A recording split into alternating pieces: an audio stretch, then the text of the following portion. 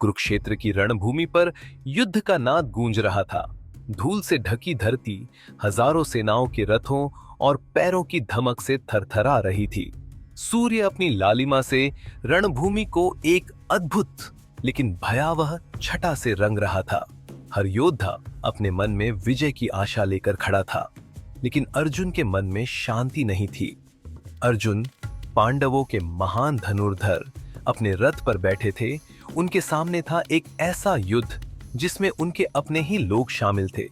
उनके हाथों में गांडीव था, पर मन में संदेह, दिल में पीड़ा। उनके रथ के सारथी स्वयं भगवान श्री कृष्ण थे, लेकिन अर्जुन का ध्यान कृष्ण पर नहीं, बल्कि उन चेहरों पर था जिन्हें उन्होंने अपने जीवन का आधार माना था। अर्जुन ने रणभूमि में अपने चारों ओर देखा। वहां थे भीष्म पितामह, जो उनके परिवार के स्तंभ थे, द्रोणाचार्य उनके गुरु, जिन्होंने उन्हें शस्त्र विद्या सिखाई थी, और कर्ण, वह मित्र जिसे उन्होंने कभी पहचाना ही नहीं। ये सभी लोग उस युद्ध का हिस्सा थे जिसके लिए वह तैयार हो रहे थे। उनके भीतर एक तूफान उठ खड़ा हुआ। क्या वह उन पर बाण चला सकते हैं? अर्जुन का मन जैसे शून्य में चला गया। आंखों के सामने युद्ध की भीषणता का दृश्य उभरने लगा। उन्होंने देखा कि बाण चलाए जा रहे हैं, तलवारें खींच रही हैं, रक्त की नदियां बह रही हैं। पर यह केवल किसी सामान्य युद्ध की छवि नहीं थी। यह उनके मन की कल्पना थी, एक विनाशकारी भविष्य की। अर्जुन की आंखों के सामने दृश्य बदल गया। उन्होंने देखा कि युद्ध ने परिवारों को तोड़ दिया है। मृत शरीरों के ढेर पर माताएं रो रही हैं, बच्चों के चेहरों पर भूख और भय साफ दिखाई दे रहा है। पिताओं के बिना घर बिखर गए हैं, धर्म और संस्कार अपनी जगह खो चुके हैं।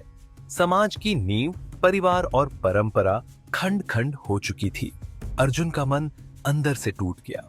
यह केवल युद्ध नहीं था, यह पूरी मानवता का विनाश था, धर्म की हानि थी। उसके दिल में गहरा दर्द उमड़ने लगा।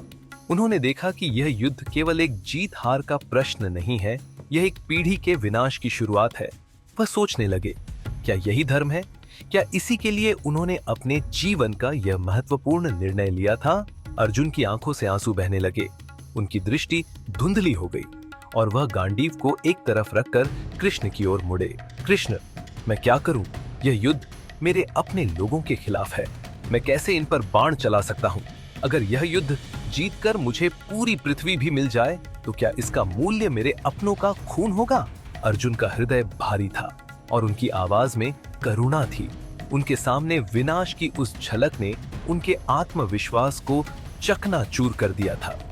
युद्ध के मैदान में वे वीर नहीं, एक इंसान थे जो अपनी संवेदनाओं और कर्तव्यों के बीच उलझा हुआ था। शांति का वह क्षण एक गहरे सन्नाटे में बदल गया। कृष्ण जानते थे कि यह वही क्षण है जब अर्जुन को ज्ञान की ज्योति की आवश्यकता है। अब वक्त आ गया था कि अर्जुन को उस गहरे अंधकार से निकाला जाए और उन्हें धर्म और कर्तव्य का सही मार्ग दिखाया जाए। अर्जुन की विनाश की झलक ने उन्हें पल भर के लिए विचलित कर दिया था, लेकिन यह केवल एक शुरुआत थी। उनके सवालों के उत्तर में छिपे थे वह ज्ञान जो न केवल अर्जुन को बल्कि आने वाली कई पीढ़ियों को मार्गदर्शन देगा। कृष्ण की वाणी से वह अमृत वर्षा अब होने वाली थी, जिसने केवल अर्जुन को ही नहीं बल्कि पूरी दुनिया को जीवन का सत्य सिखाया।